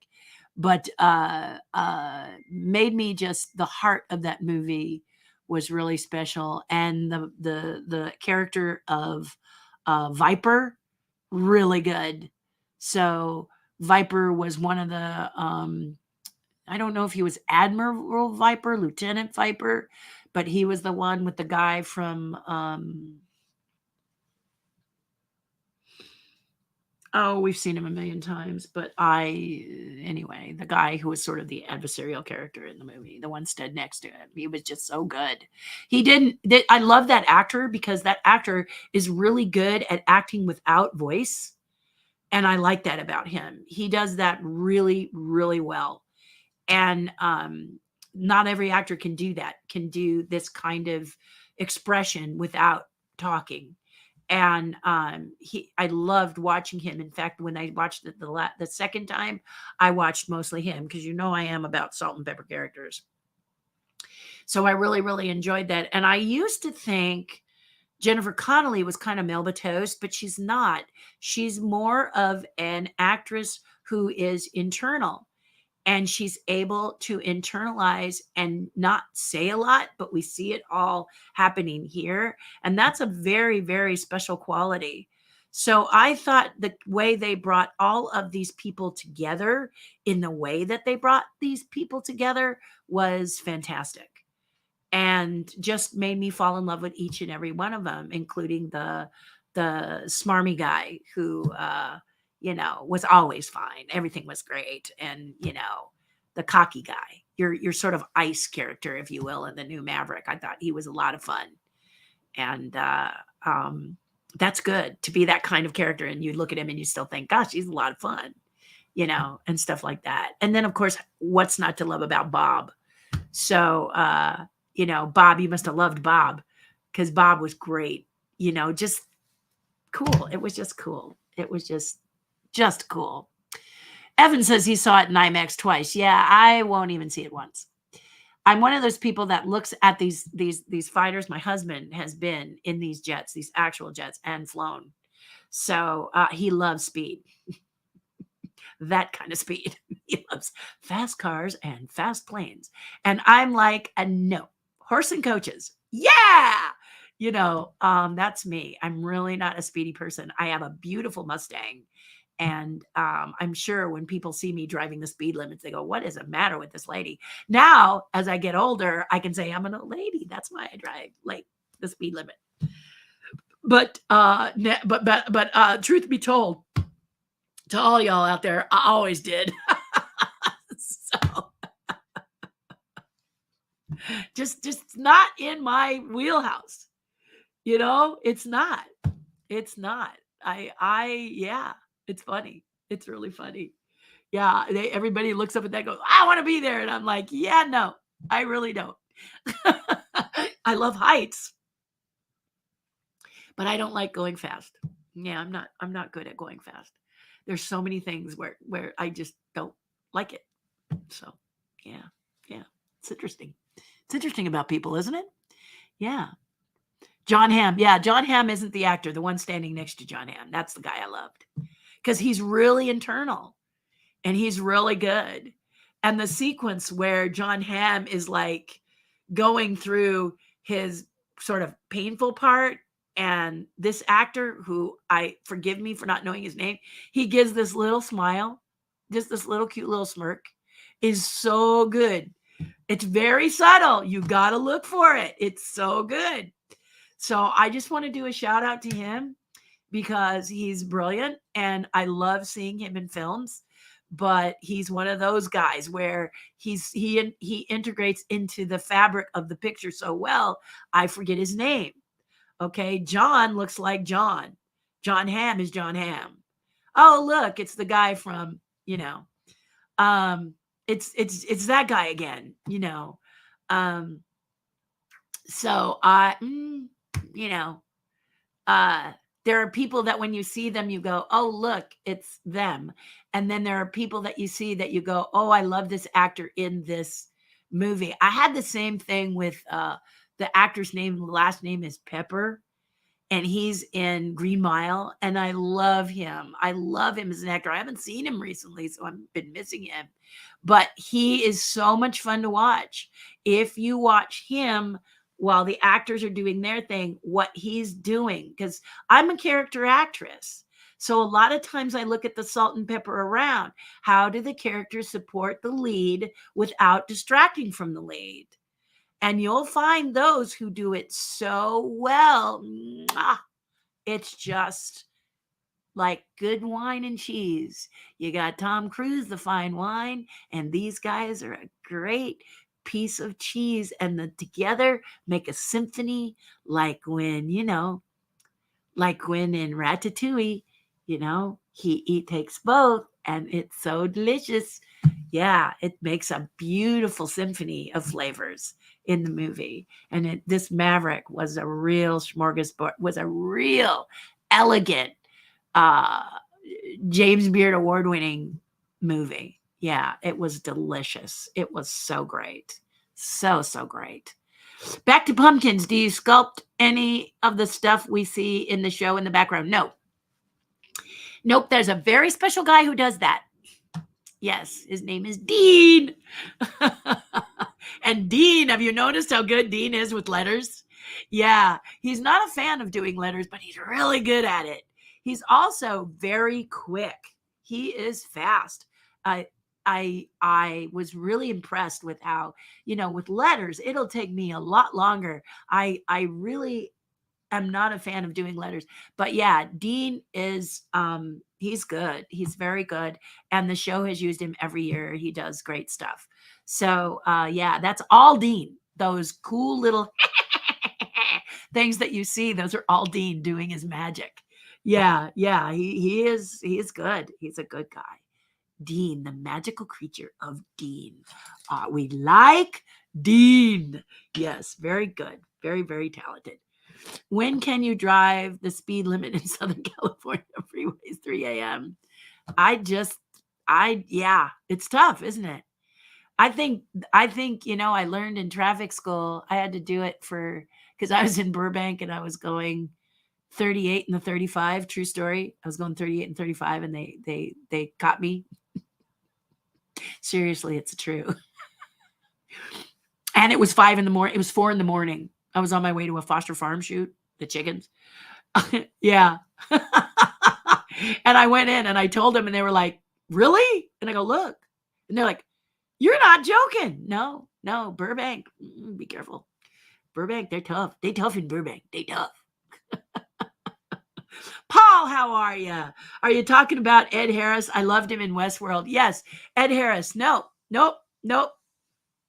His name, his call. What do they call it? They call it the call. What's your call? Joe, what's they say that? What does that mean? Their name, like Maverick. Maverick's not his name. Maverick is just what they call him as a pilot. And Ice is what they call him. It's not his name. And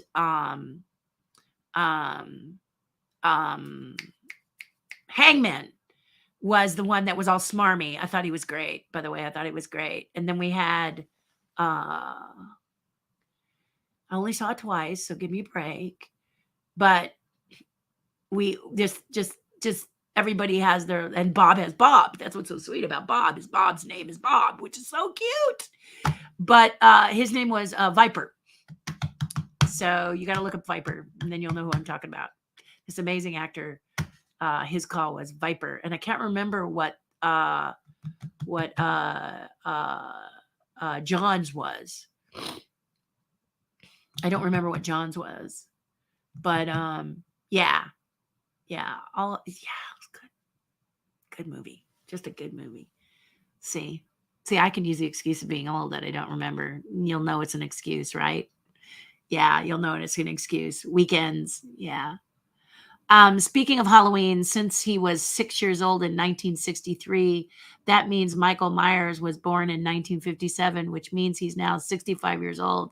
Next movie is Halloween, Medicare supplement insurance. It's basically going to be, Michael Myers would go insane just trying to figure out all that has to do with Medicare and Medicaid and stuff. What a cat's cradle that is. Unbelievable. Just man, you need a guide with a flashlight to get through that, all that terrain. That is some crazy terrain. Bob says, I'm with you. Years of active duty in the Air Force, and the fastest thing I flew was my commercial flight home. Bob, I love you for that. I love you for that. We were just getting excited because of the Armageddon type feel we were feeling, as I think your group was responsible with the gang that was responsible. Maybe I'm wrong, and you don't have to be specific here. But when I heard about them crashing that into the asteroid and making the asteroid like blow up and stuff, and then you guys are recording the data from it, that just felt like Armageddon to me. Of course it did. But movies becoming real is another thing that's just amazing to me. Some of the things that are actually becoming real, like life on Mars. Life on Mars is it's coming up. There's a signpost up ahead. You're in the Twilight Zone, is the way we used to always think. And now the signpost is up ahead and we're not in the Twilight Zone. We're actually seeing, thinking, and believing that there might be colonization on Mars. And we're like, what? I mean, that feels so 21st century to me. It's so amazing. Things like the SpaceX program and the Dragon make me feel like I'm really in the 21st century. And that is a really cool feeling, Bob. It really is. It really, really is. Joe says, Barry Pepper. Yeah, Barry. So good. Have you watched him? Have you watched him do his bit in Green Mile? He is phenomenal. This is what I do. Okay. I love the Green Mile.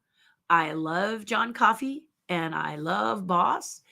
So I love Tom Cruise and I love Michael Clark Duncan, but the people around them, okay, are what I'm constantly looking at, because those are the roles I want to play. Not necessarily in the Green Mile, but those roles are what I'm up for. Those roles that salt and pepper the dish that Michael Clark and Tom Hanks create. Tom Hanks creates one character, Clark creates other character, then there's other big characters that come in, but it's about these two people. Okay. And then the others are all, you have the ones, it's like a color wheel. You've got your primary colors, and then you've got the secondary colors, and then you've got the ones after that. And it just makes for a beautiful, colorful film. And Barry is awesome to me. I just love him in that. But they're all good. They're all so, so good. The actor who plays Percy is probably one of my favorite villains of all time in that, because he's a villain that doesn't necessarily believe he's doing wrong. He's just a natural jerk. And those are the best kind of villains. One who really buys into, he isn't apologetic for it. He never apologizes for it. He's a manipulative son of a you-know-what. And we see it, we feel it, my gosh, wow. Yeah. And you start to go, what made him that way? Why is he like that? I don't know. It's so good. Movies are so lovely. I love them. I love them opening up like, a beautiful blooming onion. Diane says, when people are in the office after 9 a.m. and before 2, you learn when you grow up in Southern California. Indeed, indeed. Evan, Val Kilmer. Yeah, Val. Nickname. They didn't say nickname, though. They said, what is your handle? Is what usually it is in truck driving. You remember Convoy? Now I'm going way back. Breaker 19, Breaker 19.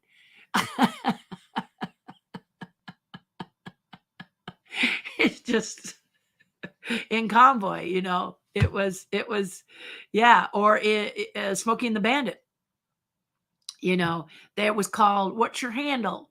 Come on, because everybody had a CB radio, and they used to talk about, you're talking to and they all had these what's called handles back in the day, and they would talk to the truckers, and they would be in their RVs, or they'd be on their motorcycles or whatever, but everybody would have this CB radio, and they would all say, you've got a, what would they say? You got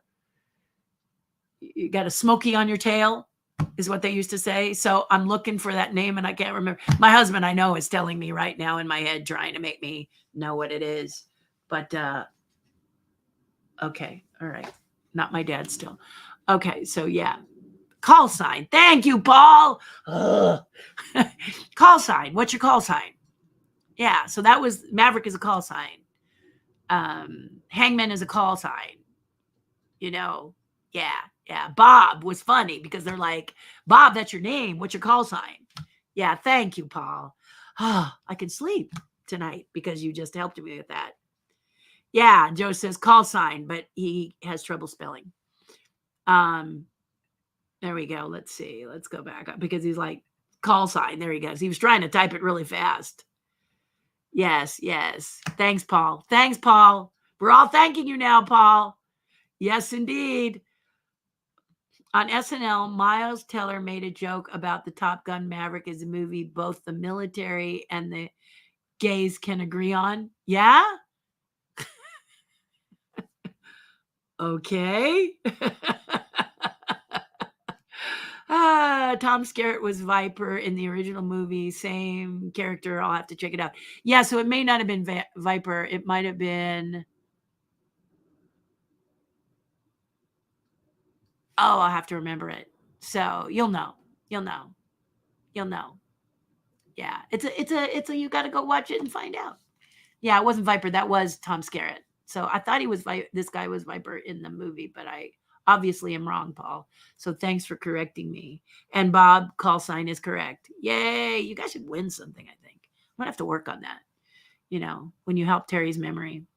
Guys, we are just at 2 hours. I thought you deserved it because I did not broadcast on Friday. I barely broadcast last Monday because I was so in it to win it for Florida. That did not happen. But I hope you've been having fun doing this. I know that we talked about pumpkins. We had one of the contestants pop in and say howdy to Tater. And 7 a.m. on Fridays, you can watch it again. I've got my mother scheduled to watch that one. And just look at outrageouspumpkins.com or go to foodnetwork.com. You can Google Outrageous Pumpkins or you can go to foodnetwork.com and it will show you the list. You can click on shows, type in Outrageous Pumpkins, and it just tells you when every show is going to be on, okay? Or you can go to my website, TerriHarden.com, and I have it under show schedules. Just let the show schedule pop down and click on Outrageous Pumpkins, and it tells you all about it. I also have a few photos from it there too. My new website is up. You're welcome to go check it out. There are some things that aren't hot yet, meaning that when you click on them, they go there or they actually are active. This is because I'm learning that a website is always, not simply always, a work in progress. So my progress is working. And it is a work in progress. But yeah, I've learned that a website is very important for those of you who just don't do Facebook and social media. I want to still keep in touch with you. And many of you have said, I'm willing to go to a website, but no to TikTok, no to Facebook, no to YouTube. They just don't want to do any of that. And I love you guys. So you made me understand the importance of a website. So here it is. So thank you so much. I love you guys. Do something nice for someone else. It'll make you feel a whole lot better. If you're one of those people who's feeling kind of down and sad, act as if, do something nice for someone else. It can be something as simple as calling and saying a kind word to somebody. And there you have it, right? So there you go. Yeah. Awesome. Excellent. We'll talk soon. Bye for now. Don't forget, patreon.com/Terri Harden. Last foot in the door. Take care, you guys. Be well. We'll talk soon. Okay.